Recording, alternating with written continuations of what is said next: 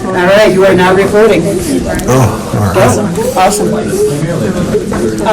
Welcome, everyone. I'd like to welcome you all to the Prevention Research Center for Healthy Neighborhoods seminar series. This is our Wednesday noon seminar, second Wednesday of the month.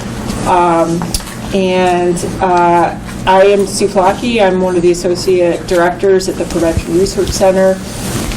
If you didn't sign in, please do. I ask you to do that every time you come. If you're new, welcome. The sign-in sheets are out here. That helps us know who's coming and how to reach you, to let you know about future events, including future seminars and then special events that we might be having that you'd have an interest in participating in. I'm delighted to introduce today's speaker, who has come from across town in this weather to present to us. Dr. Perzynski is an associate professor of medicine at Metro Health at the Center for Healthcare Research and Policy. He is also the director of the newly founded Patient-Centered Media Lab, which I'd like to hear a little bit more about, and maybe we'll get to that in the question and answer period. Dr. Perzynski is trained as a sociologist and has current research interests in the area of novel strategies to eliminate health disparities, outcomes measurement over the life course, and mixed methods research, which means combining together qualitative and quantitative methods, either sequentially or into the same study. Today's talk brings together findings from several local research projects examining a variety of neighborhood characteristics and health, with an emphasis on disparities. And the talk today really explores the impact of access to broadband internet coverage and the use of personal health records among more than 300,000 residents in the Cleveland area. So really excited to hear about this body of work and to learn more about this, and anticipate that we'll have a really rich discussion towards the end. So welcome, Adam. Oh, thanks, Sue. So I have maybe like two disclaimers to begin with. The first one is that I think originally my colleague Joe Sedano was going to be talking today, and so my first disclaimer is I apologize, I am not Joe Sedano. I have integrated some of our collaborative work into what I'm talking about. It's sort of sandwiched in the middle, and it does relate directly to neighborhoods and health, but I've also sort of supplemented it with some of my own stuff, and maybe I'm going to leave the other disclaimer maybe for the end. I have sort of three, maybe more, but three that I can remember, acknowledgments. I want to acknowledge, well, actually four now. I want to acknowledge Sarah Schick, who is a doctoral student in sociology, who really helped with a lot of the work on one of the projects that I'll be talking about. Stephanie Canuck, who drove me over from UH, and it was really cold, and like that's got me here on time and not quite as cold. And then there's a guy, Myron Bennett from the health department, who maybe saw some better days recently if you've been following the paper, but Myron and I had a conversation about 3 months ago that really influenced the work that I'm going to talk about redlining, and maybe I'll give a little bit more details of that in a few minutes. So my overall objective here is just to talk to you guys and share some thoughts and research about the connection between neighborhoods and health, but also how that connection, it seems to be so incredibly persistent, and to present some hopefully novel evidence of that claim. So to do that, I have this first thing, which is an overview of redlining and results of a search of historical records in Cleveland. So what I would call this is sort of, this first bullet is like, I would call it kind of historical sociology that has been conducted over the past 7 days solely in preparation for this talk that was so interesting and amazing that it became a focal point of the talk and sort of sidelined some of the other things that I will talk about. But it's so early and new that I didn't want to call it like a developed research whatsoever, also because it's only been me. Now I'm going to overview this work that I did with Joe Sedano on neighborhood segregation, and then talk about the project Sue mentioned on broadband internet in neighborhoods and use of the PHR, and we'll hopefully have a vibrant discussion at the end. I'm going to read off of this. So I found this in my historical records search. So home is the unit of the world's stability, the seat of its power, and the magnum of its love. Among all peoples and in every land, the shrine wherein is templed all the sacred and holy life and inspiring of the human emotion. I really thought that was a wonderful thing to be on what is just an advertisement for property in Michigan. It's also nicely, it's a little over, it's almost 100 years old, which corresponds neatly with some of the other historical documents that we'll be seeing in just a moment. So, does anybody here really know what redlining is? Like, has actually, like, I mean, I think some folks have studied redlining to really know what it is. Then the rest of us, who I sort of would generally have put myself in this category until my conversation with Myron a few months ago, sort of have a concept of what redlining is, but the details are kind of lacking. So in this first part, where I'm going to present some of these documents, what I want to do is sort of try to bring everyone up to the same level of having a relatively sophisticated understanding of the concept of redlining. So this definition by John McKnight is pretty useful, and the idea is that you're either directly or indirectly denied services, or you face increased pricing for services based upon where you live, and that the definition based upon where you live in the United States was typically based on the racial or ethnic composition of a particular neighborhood.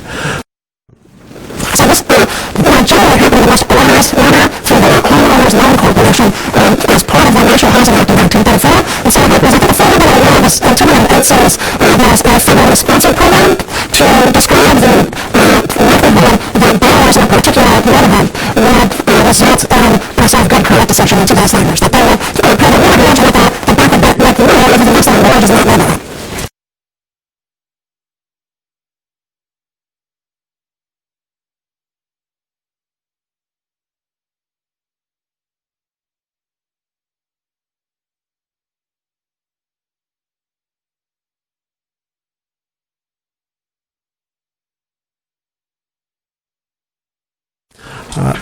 So as I was looking around trying to answer some of the questions that Myron and I talked about, I came across this wonderful little collection of redlining maps and documents from Ohio that is maintained by Ohio State. Somewhat newly, only since 2012 have they had these, and what they did is they took all of the documents available from the National Archives on the 14 cities in Ohio that are known to have participated in redlining, and they digitized those. So you guys can go sort of check them out.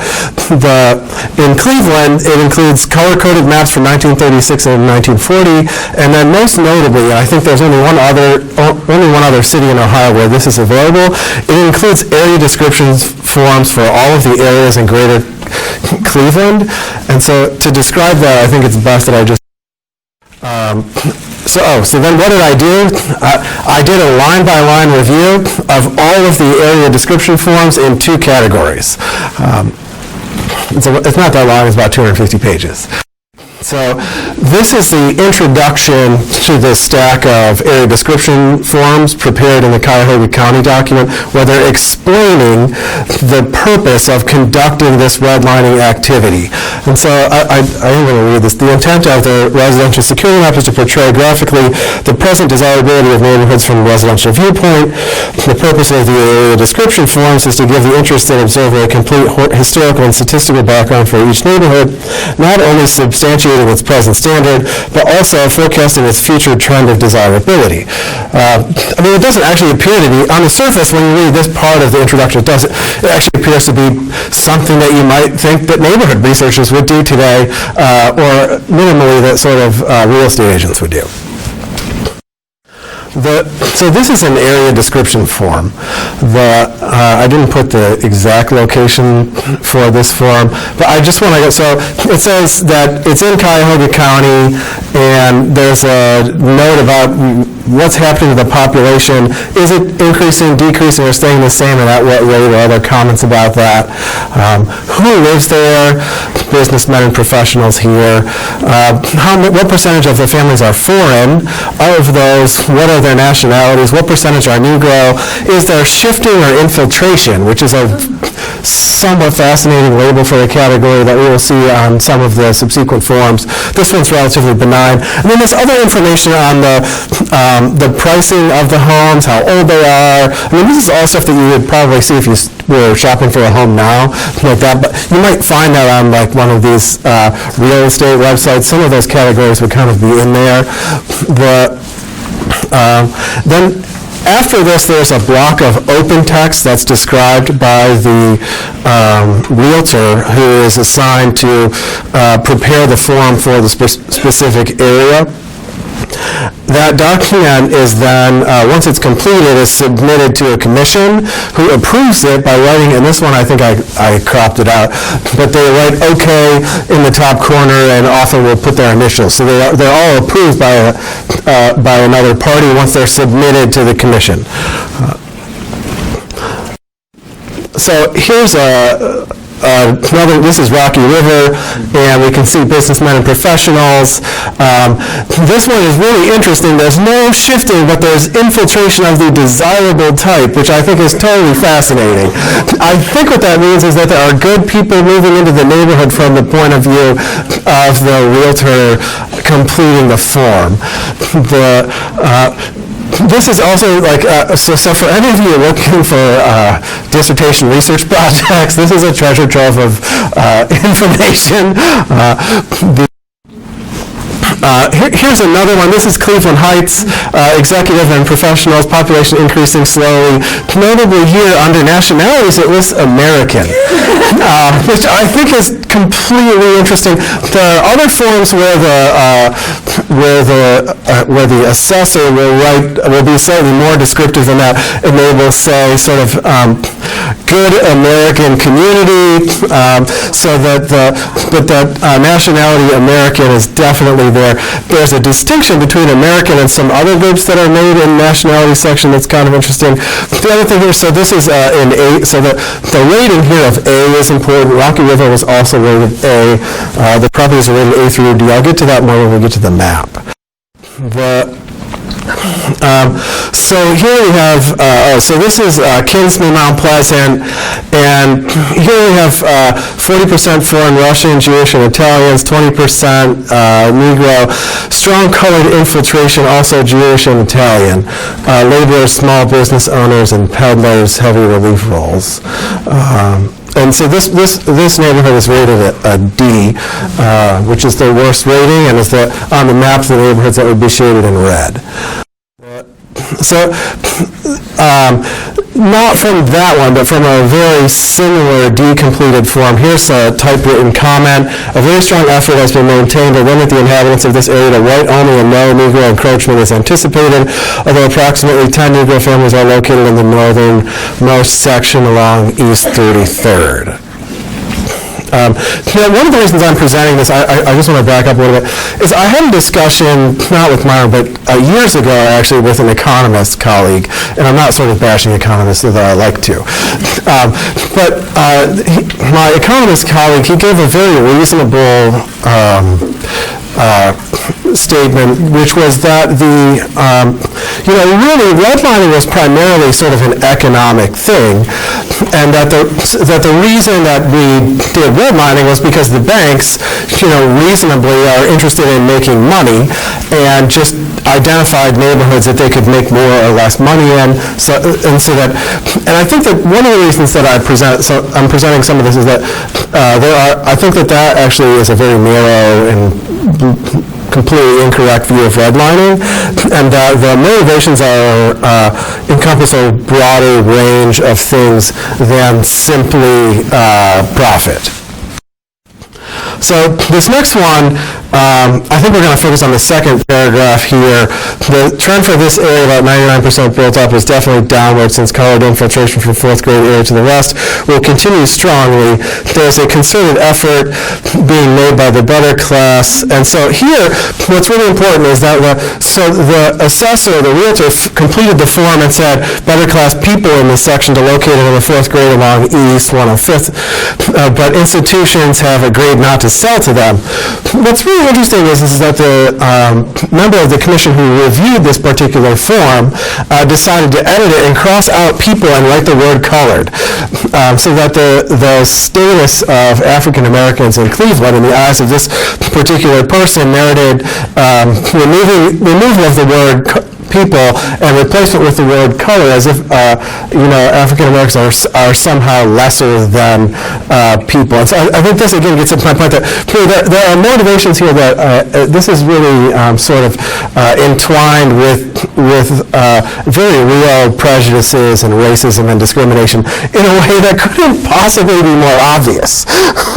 I think it would be harder for the evidence to be more obvious than this, especially evidence from 80 years ago. Right? These were all prepared between 1934 and 1936. So this is the legend from the 1936 redlining map. It's a beautiful font. The A-rated areas are shown in green, the B in blue, A being the best, still, B I think is interesting, still desirable but not the best. C is definitely declining, and D is red, which is hazardous, and I think parenthetically includes industrial areas. So this is hand-drawn, so this map is hand-drawn and hand-colored. So here's the map from 1936, that we can see that the neighborhoods of Cleveland,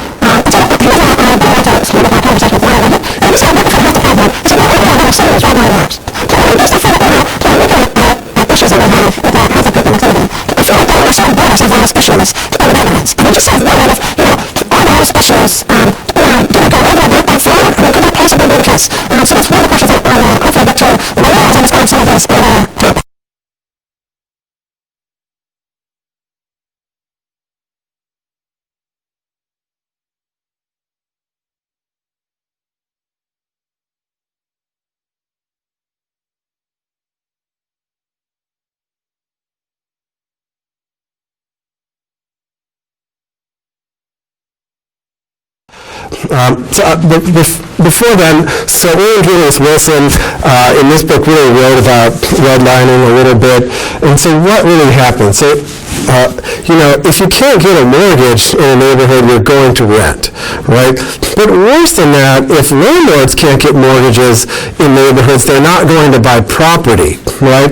And if businesses in those neighborhoods fail because there's no influx of capital into the community at all, then new businesses that want to open and need a small business loan to make payroll and operate also can't open. So what you have is this sort of incredibly rapid cascade of deterioration and property abandonment that created not just sort of bad property, but a lack of basic services. So I know a lot of the folks in the Prevention Research Center are studying things like food deserts in Cleveland, and I think one thing that we could possibly point to is that redlining is the origin of the food desert in Cleveland, because a grocery store owner who can't get a small business loan, or any investor who wants to open a store in a neighborhood, who the bank will simply not lend to, or will advise against is not going to open that store if the bank won't give them a loan. So I think that these maps that were created in 1936 are potentially a determinant of a lot of our work in a way that I'm hoping to show some more evidence of. The other notable thing, though, is that despite the fact that the Civil Rights Act was signed in 1968 and it, via Title VIII, which is the Fair Housing Act, outlawed redlining, it took about 5 years for anybody in the country to do anything about it. That initially happened in Chicago. There were a group of community organizers who felt that loans were not being given to people in certain neighborhoods. They had already begun to start these sort of community savings and loan organizations, which persist to this day. So a lot of urban areas have community-based savings and loan corporations that weren't traditionally banks, because the banks wouldn't lend to people in the community. So via a church or other community group, they would form their own institutions to provide loans. But that ended up not being enough in Chicago, and so community members sort of really began to lead the fight. The troubling thing here is that just in 2015, there were $250 million in settlements of redlining cases with the Department of Justice. None of the banks actually admitted guilt, but all of the banks who settled, as part of their settlement, agreed to open mortgage loan offices in communities. This map is from Evans Bank in Buffalo. I don't know Buffalo, so I don't know the exact area here, but this is their actual redline map from 2010. The case was settled in 2015, and this is so you can see that this is a greater than 50% African American neighborhood of Buffalo, and Evans Bank essentially told all of its brokers not to ever sell mortgages in that neighborhood in 2015. Some of the other cases were in New York, New Jersey, Philadelphia, Chicago, and Milwaukee. The New York and New Jersey banks were really somewhat interesting in that instead of using redlining, they just completely erased those geographies from their maps. So they did this sort of 21st century version of like, let's just drop them off the electronic map entirely. The thing is so a lot of people have talked about other things that seem a little bit like redlining but don't necessarily correspond to real estate, and more to the services end of the McKnight definition that I gave before. And so this is from New York Times article written in the 90s about San Francisco, who had in 1996 created a new law that said that it was illegal for services like Domino's Pizza to redline customers and say, look, we're not going to deliver pizzas to people in these areas. And they actually had computer software that was distributed to all of the branches that would do this sort of, you can be either green, yellow, or red, which means no delivery of pizza to your house.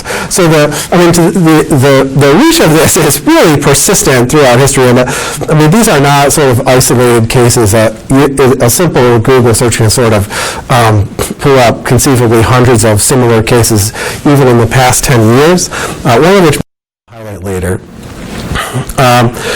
So I mentioned before the notable consequences that banks and mortgage lenders also relocated out of the neighborhoods, so that in neighborhoods where there was a bank or a mortgage lender, that they really redline around and said, well, our offices are here, but we're not going to grant loans to anyone who lives here. Eventually, this process took a little bit longer, and actually that was one of the things that cued McKnight into the entire process in the 60s, was that he saw that why are all of these banks like moving their headquarters? It didn't seem to make sense, right? Like why would a bank move? That doesn't make a lot of sense, and that was one of the reasons.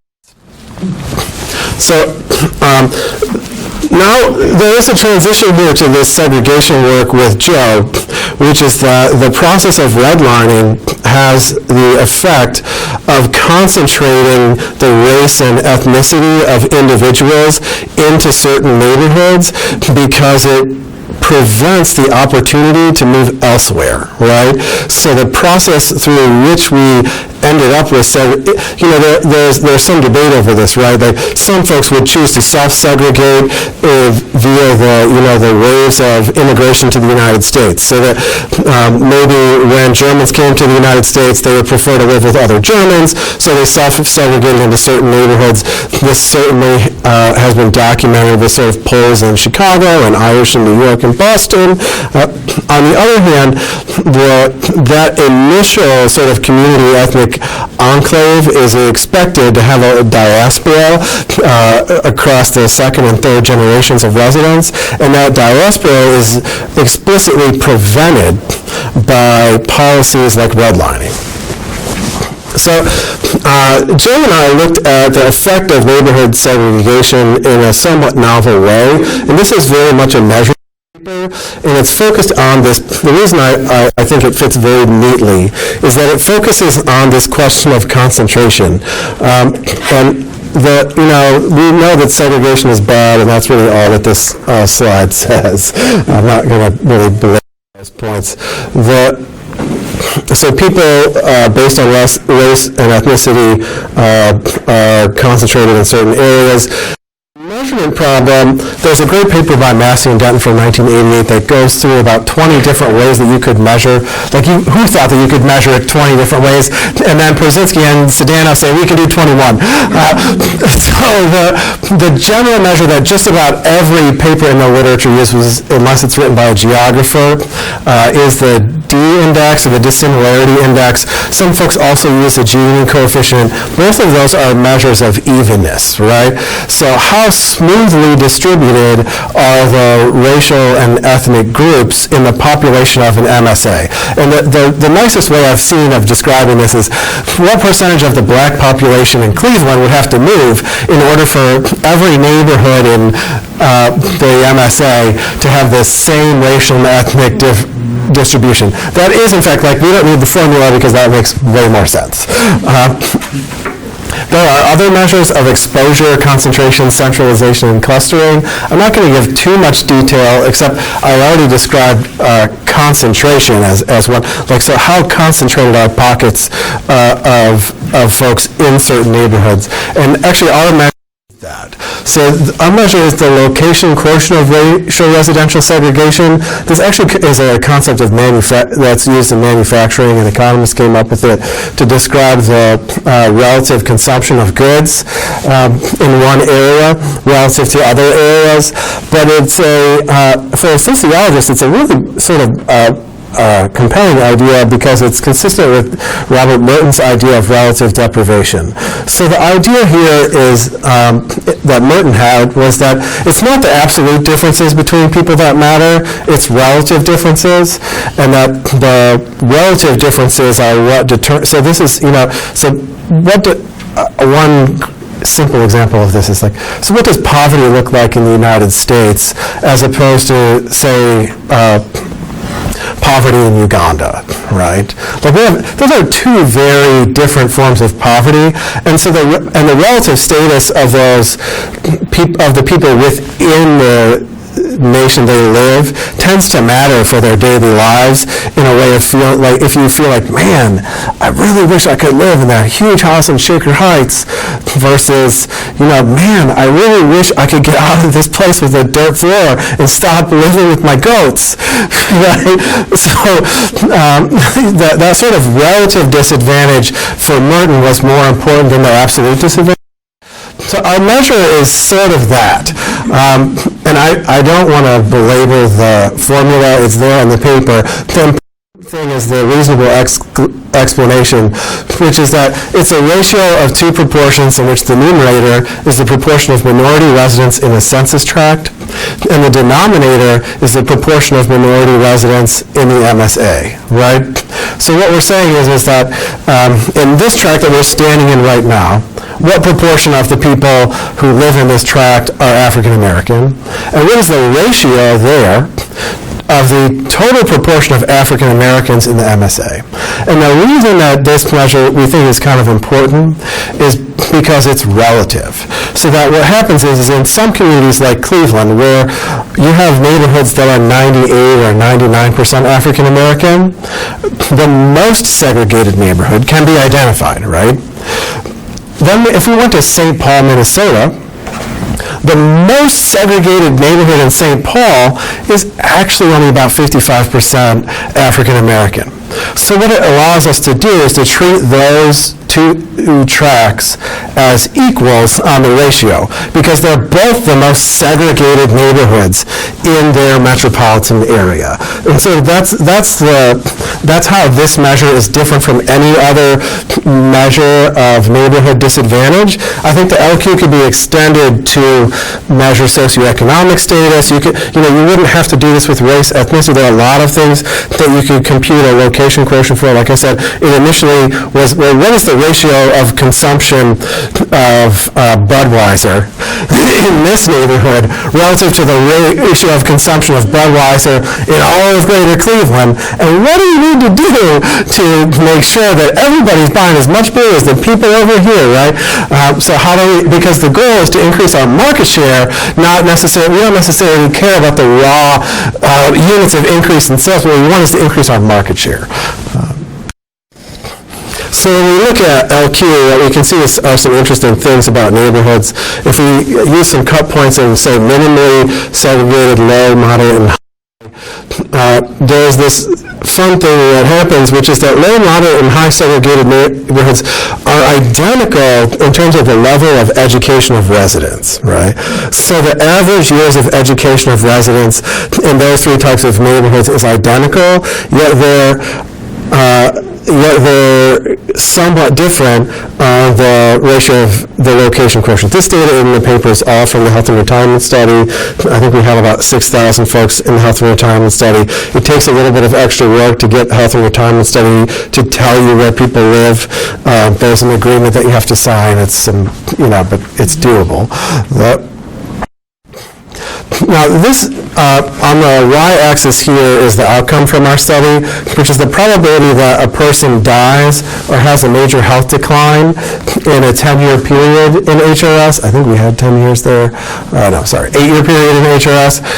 And what we do is we look at that according to the location quotient, and we model that using restricted cubic splines. And so we drew the knots at this sort of minimal, low, medium, high. And what you can see is a very steep climb across or within the low category continuously of the location quotient. So when you get to a moderately segregated neighborhood, you have the worst health outcomes. And then you have this sort of recovery that happens, this sort of slow climb, which we call in the paper a kind of we have no idea why this happens, actually. But our best hypothesis is that there's the potential for an ethnic enclave effect, so that the places that are the most segregated, right, like that we would think of as sort of hyper-segregated neighborhoods, they're the places that are developing the community savings and loan institutions that begin lending so that you have sort of growth of community infrastructure internal to a segregated community. We actually have no real evidence. That's purely anecdotal.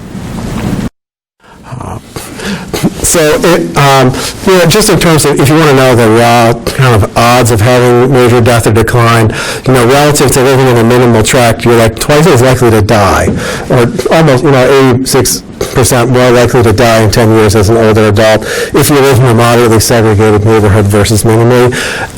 That drops quite a bit when you control for socioeconomic status, health status, and health behaviors is like smoking, alcohol use. So even controlling for all that stuff, you're still 30% more likely to die living in that neighborhood. It's not neighborhood socioeconomic status. That's the individual reports in the Health and Retirement Study. So there's this sort of pernicious effect of living in a bad place.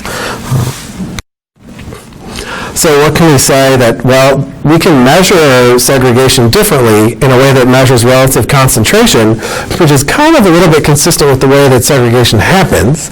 And the other thing that I like is that the relative deprivation hypothesis, and this is Merton's language, is that it operationalizes local hierarchies, right? So that within any local area, you sort of have the top dog and then everybody else. That's kind of hot, right? Or maybe you have a different structure. But what the relative approach does is it allows you to scale a variable according to that distribution of hierarchy. There's an intersectionality piece here that we didn't actually report in the paper, but I like to talk about, which is that women and poor folks are more likely to live in segregated neighborhoods or neighborhoods with a high relative concentration. And interestingly, a lot of the papers that use the D-index don't find quite as strong of an association as we did with the LQ measure. All right, now we're going to go, I don't know if I broke the slide pointer or if I clicked too fast. Lines, right? But then I read this and I thought to myself, even if gentrification happens halfway, the folks that were in that neighborhood originally will not feel welcome and may leave on their own regardless of what we try to do to keep people. And so you just replace people. So then, right? So that actually, for sort of policy employment, it's a tremendously important question. Because there's an opportunity. Yeah. Well, so in some urban areas, I think mostly in California, we don't really do this stuff in Ohio yet, but some cities will have sort of overt mixed-use housing requirements, right? Like if a new building is going up, then there will be this many units for people of low income. Now those policies have been met with mixed success too. So Ash Sager likes to tell a story, which I hate to be the one relating his story, but I'm going to anyway since you brought the question. He tells a story of one who was in India as a child, and he lived on the first floor of a building that was owned by his parent, but not by his uncle. And his parents and his brothers and sisters all lived in one room on the first floor. His uncle had the whole second floor, 8 rooms, bedroom, and then he also had cousins and other family members who actually didn't live inside the building but slept outside on the curb. And so mixed-use housing is not necessarily, I think that's the goal for better than mixed-use housing, right? Which is that your sort of class status can be fixed even within a single family in a single building, to the point where some people are sleeping on the street and other people are upstairs. So I think that the solutions here probably are more to do with, I'm reluctant to say this, but I think they're more to do with sort of philosophies of how people relate to one another than they are about the philosophies of what the city planning documents should be. Or a combination of the two. Fascinating presentation. I was flabbergasted at how small the settlement amounts were from the banks. What's happening? Is anyone discussing how those monies are being spent? Yeah, so actually, in fact, one of those settlements was a large bank in New York, and it was the largest redlining settlement to date. In the history of the United States, the largest settlement came over a case that Eric Holder prosecuted in New York State, and it was $200 million. So of that amount, almost all of it came from one case in the Northeast. The Buffalo case was much smaller. I think it was only $3 million. And they had the most damning evidence of an actual map. The settlements seem to focus on sort of constructive solutions as opposed to penalizing the banks, whereas the banks are mandated to open mortgage offices in certain neighborhoods. So as a part of the settlement, they actually have to buy a building and open a mortgage loan business in these neighborhoods. That's part of the settlement, which is kind of interesting. And they have to provide mortgages to people in that geography. So, I mean, that's sort of like, no, if you're going to do this, then we're going to make you do it this way, which is kind of, that seems like a very sort of Obama Department of Justice type policy to me. Still, the banks, it's a settlement, not a judgment. It's not a judgment, and they never admitted guilt. None of the banks admitted guilt in any of the cases. Right. Yeah. Yes. I'll say about the pizza delivery, I was doing a study within the past 5 years in a public housing community, and we ordered pizzas to be delivered. And I actually went in physically to make the order. And they pop up and look at me like, how could she be the person ordering for this address? Ma'am, I'm sorry we're not able to deliver your pizzas. Well, why can't you deliver a pizza? We can't get out here. We have a meeting in the community. We need you. I'm sorry, that address is a non-deliverable area. However, for you, we'll make an exception. And it was very clearly like my race and my class were, and perhaps my gender, were all clearly playing into, but I didn't fit in this read of the thing. And actually, I had a colleague, African American male colleague, I said, and we always joke, we're like, thank God I went that day to order the pizzas. Yeah. Why are pizzas ordered? Yeah, well, it's also notable. I mean, so this practice is not covered by the Civil Rights Act, right? So it's only covered by municipal and state laws. So it's not like, to the extent that municipalities or states do not have current laws against deciding where you're going to deliver food, then those businesses will go on doing that same sort of thing and sort of deciding who gets the service. It actually is incredibly relevant in our digital purchasing society where everything is within purchase at your fingertips. Yeah. So I think that actually laws don't help in these kind of situations because, see, racism, it's a psychological thing. It's kind of it's a fundamental thing. So we don't like people who are different than us because we don't know them, we don't trust them. It's the same thing in Europe, and it's in every other country as well. So if you have somebody who you don't know, you don't want to communicate with them, you don't trust them. And so if you try to impose laws on people to make them change their attitude, it doesn't work. There can be backlash. Yeah, you need to have some kind of training or some kind of other social psychology or kind of methods to solve these kinds of problems. Yeah, I think it's a good point. I think that one of the challenges is that without the sort of legal changes, and that when you have a history of government policy enforced segregation, essentially, is what we ended up with redlining, that the ability for folks of different backgrounds to be together is sort of constrained de facto by policy, so that then it takes these sorts of things that we saw in in reforming the way that we deliver education. It takes efforts like busing and other things to bring people together when they otherwise would not be together. And so I think the strategy is to bring people together. I think that I like that part of what you said, because I think that really is sort of fundamental. And maybe doing that with laws is actually a terrible idea. But having some sort of strategies some set of policies that do better at bringing people together would be good. Yeah. Yes. Anything in addition to the redlining that we saw in the neighborhoods? Like, my understanding is that there were some areas in Cleveland that had a large trouble with lead and just like the physical properties themselves. So were you able to see that? So actually, yes, I'm right. I mean, this sort of gets at Perzynski's sort of late night when he was doing it with his computer. But, actually the lead map looks a lot like the lead map looks a lot like the redline map. I mean, it looks, in fact, mine was the person who was saying that. He said he felt like that's what the boundaries were, but he didn't necessarily have the data. So, but the lead map really looks a lot like the redline map. You would have, it could take decades. Yeah, and potentially generations, right? I mean, generations of pregnant women living in lead poison, in lead-painted homes, having children who've been poisoned, sort of creates a legacy of disability for the entire population. Yeah. I would just add the infant mortality map also overlays exactly as well. Right, today is infant mortality. Right. Yes. Yes. Right. Yeah.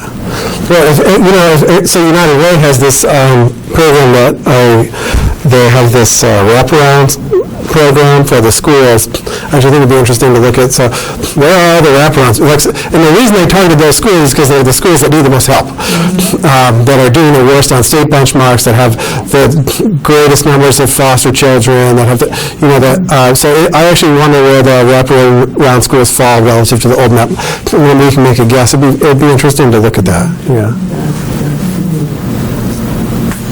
Just to note, I did a veterans and broadband study in Virginia statewide looking at similar concepts with personal health records.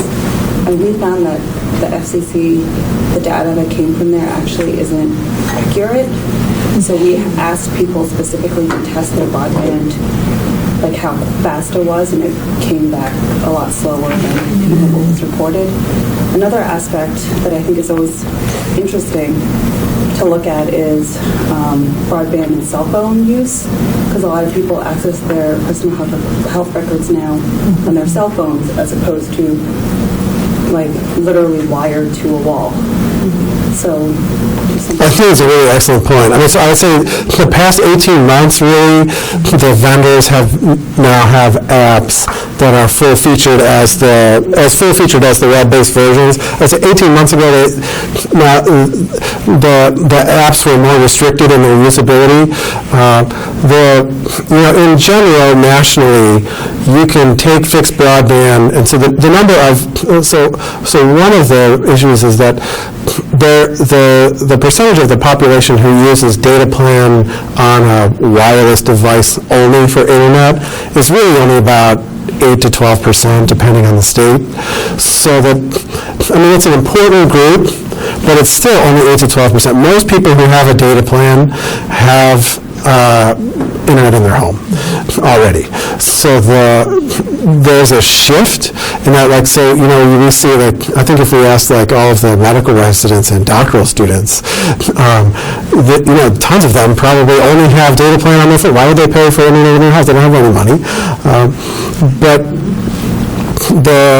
in general, the trend is still toward only a small portion of people only having one of those. The part of that is the sort of speed of the data plans has a much smaller slope. The speed increase has a much smaller slope than the speed increase in the fixed broadband, especially with the rollouts of fiber optic urban communities, which is really going to create some interesting changes. When I was in Detroit at the FCC event,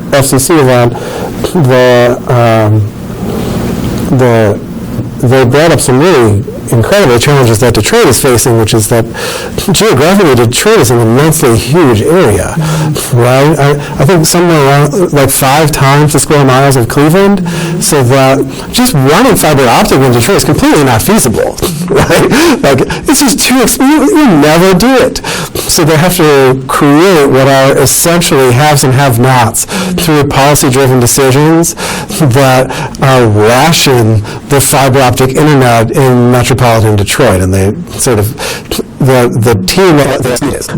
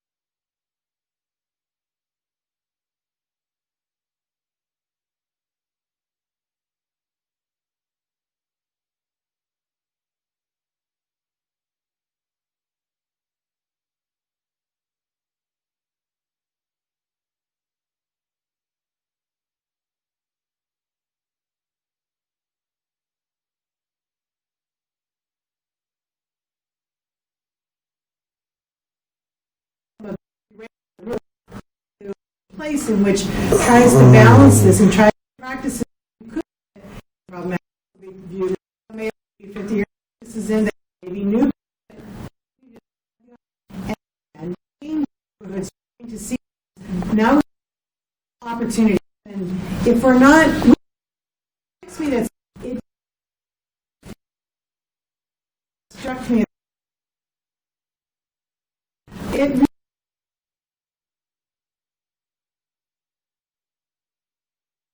years ago, redlining area that might be a focal area for investigation to see what the heck happened?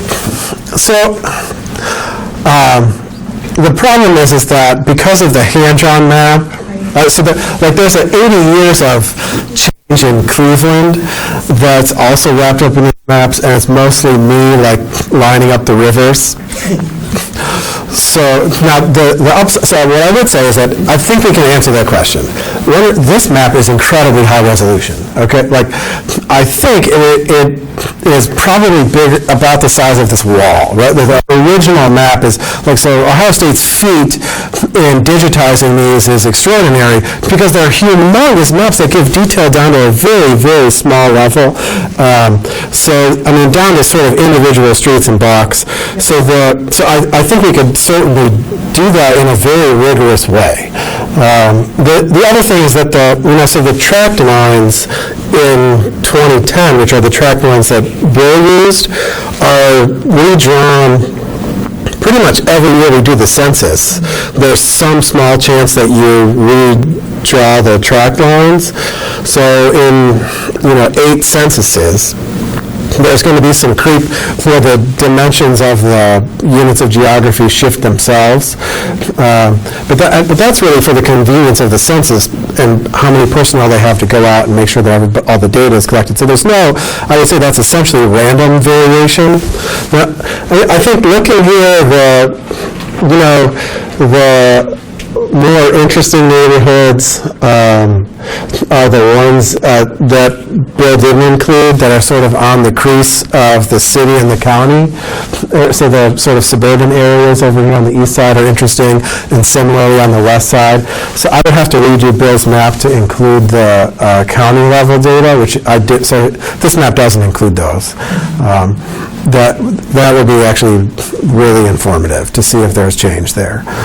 There are some, when you look at, actually, the other key is the area description forms, so that what I would really like to do is take the map and to take the area description forms, which are tied to a with a defined geography in the map, and to make it clickable, right? So that I can sort of go and click on this neighborhood right here, B26, and see what they wrote about it, and compare that with the sort of 2013. I actually think that there could be a number of really interesting things that you could do with that. I mean, I think the food desert stuff that you guys do, I think this is also potentially relevant for a lot of the other neighborhood work that you guys do with other variables, because you can just sort of click and, there aren't that many, but there are a lot.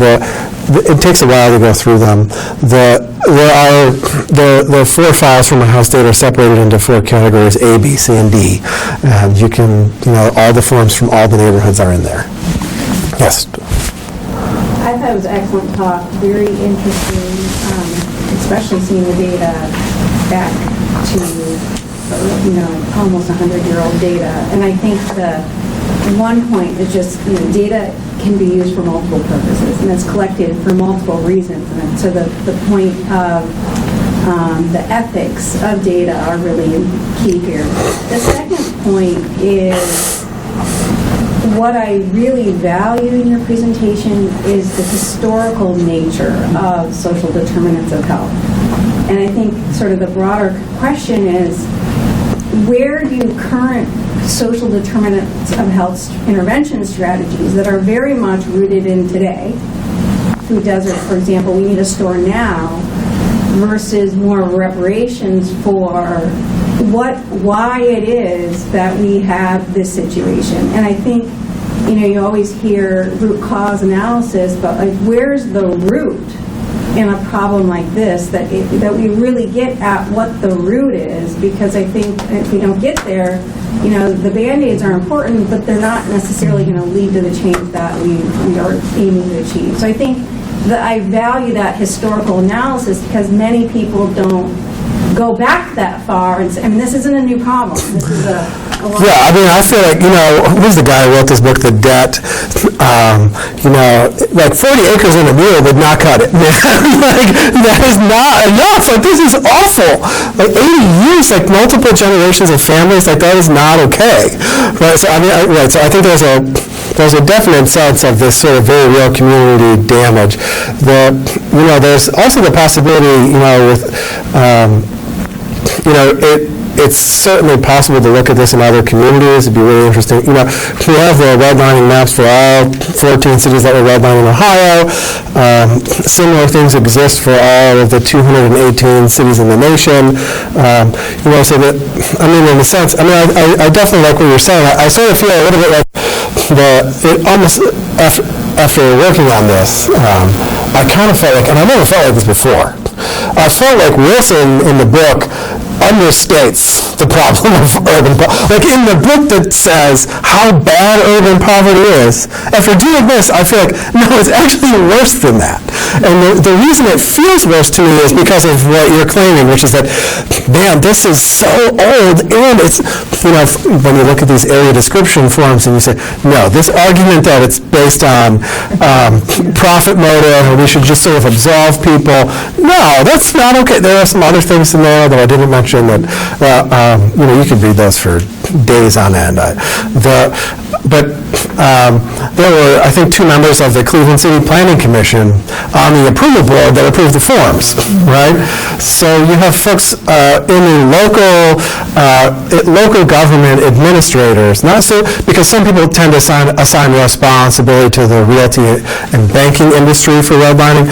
No, man, the city of Cleveland was approving these forms. So I think there are some really important kind of social justice issues that get really to the core of what we do more generally. Yeah. Elaine? It's just clear, too, though, that it was quite acceptable to be outwardly racist in our society back then. And those of us that are older, and this is where the movement has come. It's hopefully in another 10 years or so, it's already there. It's beside ourselves to even think that was considered a governmental practice, but it was. Right? So I mean, I think that's the one thing that's just so, in this short period of time, even it's a long time, it's really a very short period of time. I guess I have a question now that it's been continuously on my mind now as we move, where now folks are coming back into the city and the neighborhoods are beginning to change again. Can you put your Marx quote back up? Because I want to tell you, that quote just, do you know why that bought? Yeah. So if you guys have questions for me, or, yes? You talked about that there were the older residents in those neighborhoods.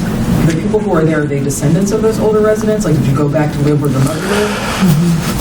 That would be, an 80-year-old, 40-something-year-old, 20-something-year-old, and their children. So I think it's a really excellent question. So my guess is that the number of multi-generational families in same neighborhoods is probably pretty low. But on the other hand, what I would say is that when you move, you tend to move to a neighborhood that's a lot like the one that you moved from, right?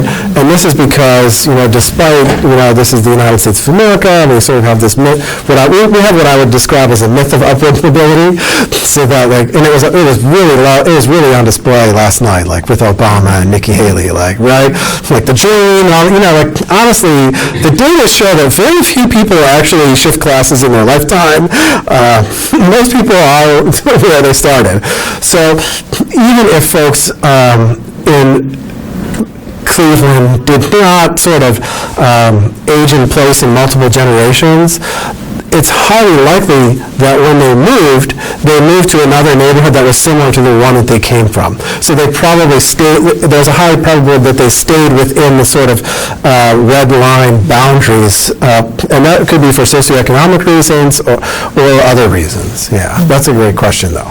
I mean, I suspect that you could look at it, but it's kind of a census question, and it's a little hard, but I suspect we could look at it. I mean, I think it's possible to look at that. Other questions? Yeah. On your map, fascinating stuff. It's really thought-provoking. But on your map, did you see any areas that were anomalies where it looked like it didn't match the